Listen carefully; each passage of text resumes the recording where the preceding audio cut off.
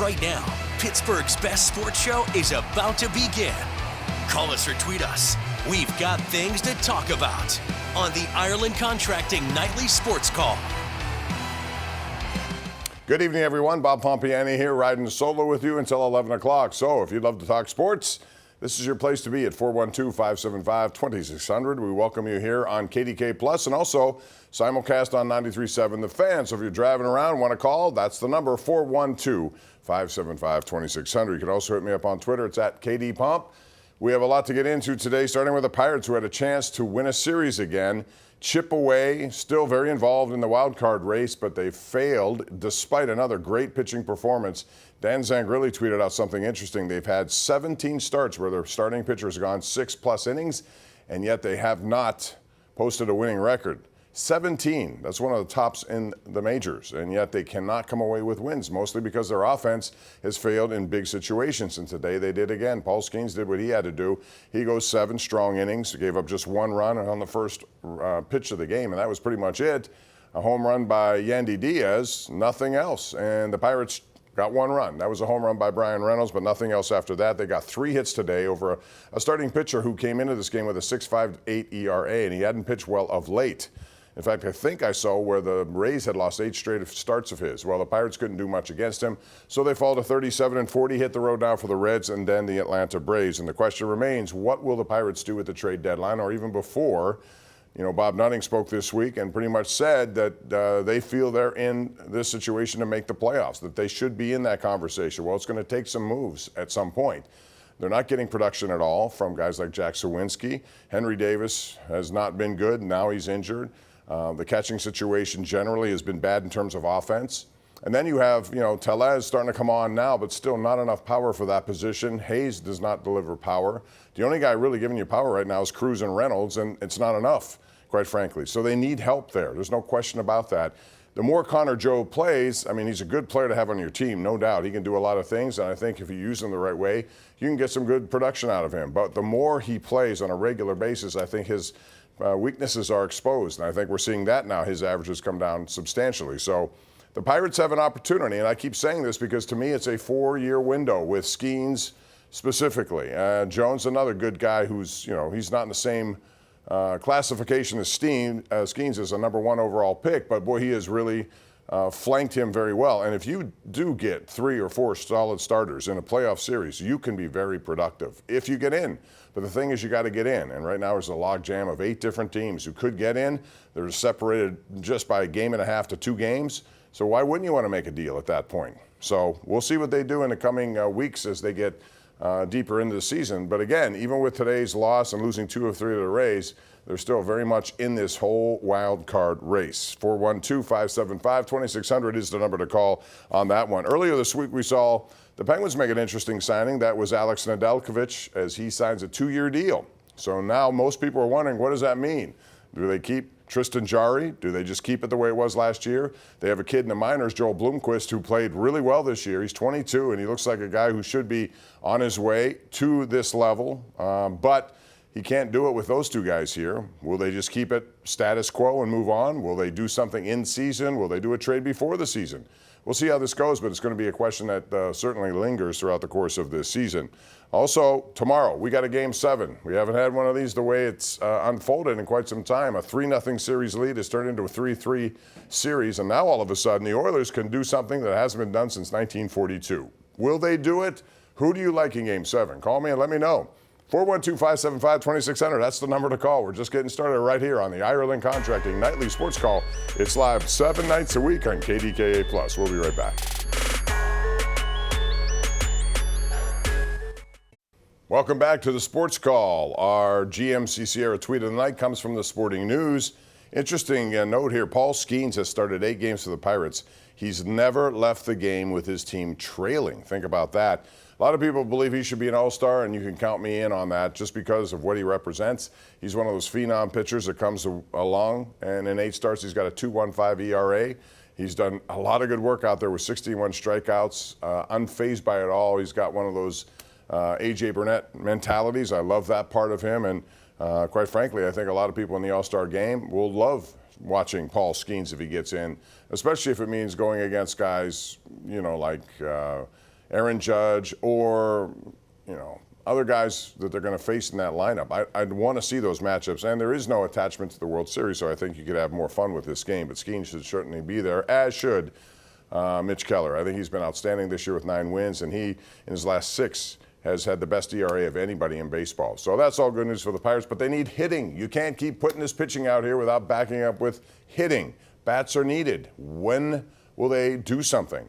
I got to believe they will, and I have to believe they're going to have to give up some of their prospects. That's what prospects are used for, not always to develop and bring here. Most of them don't do that. So use them while they're still looked at as viable prospects. Let's go to the lines at 412-575-2600, beginning with Tony in the Hill District. Hey, Tony, how are you? Hi, Bob. How you doing? Good. What's up? I just want to say that we all had high expectations for Najee Harris when he came to Pittsburgh. Now, to me, he showed us some, but he didn't show us what he really had. Now, you had Jaylen Warren come in, who from the door show us what he had. Now, with that said, I want to ask you, do you think that they should let Najee Harris walk next year if he don't produce this year, or just, give him the money? Tony, I think you're getting ahead of yourself. First of all, he's here for one more year. He should be highly motivated. Warren is playing for a contract. He will be highly motivated. You have an offensive line which in time should be better. When it comes to that time, they'll think about it. It's not that big of a price tag right now. The 5th-year option they did not pick up, so he's a free agent to go at the end of this year. We'll see what they do. But if he has a good year, if they want to bring him back, they'll pay for him if they want him. If not, he'll go to another person, and they'll find somebody else, I'm sure. But I don't think he's, I thought he was one of the best at breaking tackles last year, and they talk about angry runs. I think he led all NFL running backs in that department. So I like their 1-2 punch. I think it's pretty good. Let's go to Jim in Greentree, who joins us right now. What's up, Jim? Hey, Bob, how you doing? Good. How are you? Hey, I got 3 questions to ask you. Quickly. Okay, I like the Pirates to make the playoffs, and they're 700 to 1 to do it. And I like Florida to beat Edmonton tomorrow. All right, I do too. And I also like to know who has the longest hitting streak in baseball. Currently? So I know Brian Reynolds was in the middle of a streak. I'm not sure if it was uninterrupted this weekend. I don't know the answer there. But I do agree that the Florida Panthers at home should win. Now, make no mistake, all the momentum is on the side of the Oilers. And I think what happened in the first 3 games of this series, it was Florida playing their game, which is a physical brand of hockey, winning a lot of puck battles in the corner, banging bodies around. But I think they've used that through the entire postseason. I think it might have caught up to them. Maybe they ran out a little bit of gas there. And then the skill level took over for Edmonton. And now here they are outscoring them 18-5. But that doesn't mean you're going to see one of those lopsided games tomorrow. I expect really tightly played. I expect it to be, the first goal will be big. But I like Florida. I just think they're not going to let this get away from them after leading 3-0. But they're not the team with momentum, no doubt. Chuck in Uniontown joins us on line 1. Hello, Chuck. How are you? Thanks once again, Bob. Me quickly, I like Florida too. I think they're still motivated by they lost in the final last year. But anyhow, to the Pirates, that's why I did. Why again? That as another pivotal game, another rubber game. Why are some of the starters on the bench? It's all hands on deck right now, Bob. You're in the midst of a race. Where are you sitting down McCutcheon and Gonzalez? Yeah, I agree again, and I think they have another day off coming up Thursday this week. So they've had, they played sat Gonzalez after a day off they had earlier last week in a game that meant a lot. In this series, again, winning 2 out of 3, especially with Skenes on the mound, I would want to go. Consider also that Tampa they had 2 guys in their batting order, if I saw this right, under a 100 average. I mean, just bad. And they weren't playing a lot of their guys. Plus, their starting pitcher had been horrid pretty much over the last 8 starts. So you would have thought the Pirates would go all in to win that game, and they couldn't come up with hits at all. And they leave another outstanding effort, in a loss column, which should not have happened given the way Skenes played. So, yeah, I agree with you. And especially, McCutcheon, I realize he's older, but I also realize he's designated hitting. He swings 4 times a game, 4 at-bats. He should be playing a lot on days like today. That's just my opinion, and maybe there was something else injury-related. I'm not sure if that was the case. By the way, Brian Reynolds back to our previous caller, he is the league leader right now in games hit safely in a row. So I know it was good. He's been terrific, and he was again today with that 12th home run, but they need more than that. Let's go to Tom in Crafton, who joins us right now here on the Sports Call. What's up, Tom? Oh, hi, Bob. Hey, always good to talk to you. You too. Hey, before get to the Pirates, I think the Florida Panthers will find a way tomorrow at home, and I think they'll win Game 7. Let me ask you this since you're on. If they win, and if it's a tight game, I've come to the belief that Connor McDavid has to be your MVP, the Conn Smythe winner, despite what happens tomorrow. Would you give it to a guy on a losing team? Oh, absolutely. I would agree. Yeah, he's been strong. Yeah, he's also setting records. He's doing all kinds of good stuff. He's close to Gretzky's points record, so he's five down. But on the Buccos, this, except for Reynolds has had a great June, but this starting lineup is a complete embarrassment. There are times where there's at least 2, sometimes 3 guys that are batting below 200. It's just unreal, and I'm surprised these guys. And I know Michael A. Taylor. I think lifetime he's like a 235 hitter. But do these guys, do they forget how to hit when they come here? I think he's only, the last I looked, he was hitting 195. And when is Key Brian Hayes going to start earning that big paycheck? There's a big disappointment. I know he's been hurt, the back problems, whatever. But they've got to make some moves here. They're wasting so many good pitching performances. And sooner or later, you're going to put yourself in a bad situation, Tom, if that continues. So that's why it's, I think, urgent that they do something. They have enough good prospects that people would want, you would think. And you're right, Michael Taylor's another guy I didn't mention at the beginning. He, Sawinski, along with Yasmani Grandal, Henry Davis has been a disappointment when he has played.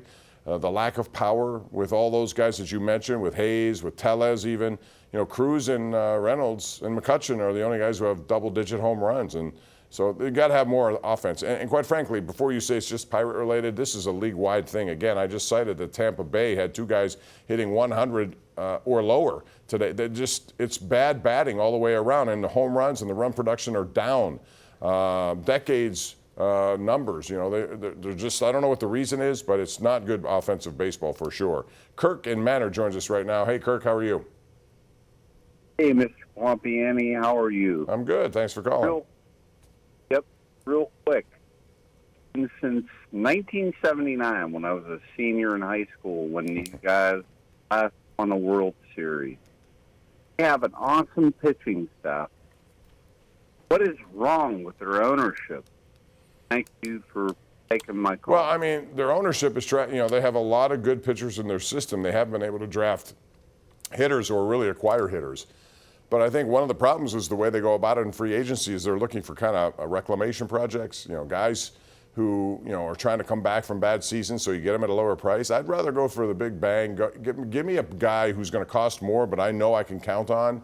And they had many opportunities. Rhys Hoskins, we've mentioned his name a lot in this program. He was available, cost a little more. They didn't do it. I was making the case for Bellinger just because I think they needed somebody like that who can hit 30 home runs, play a good first base, and a lively bat in the middle of their lineup. I know he would have cost over $20 million, but so be it. At some point, you have to do that.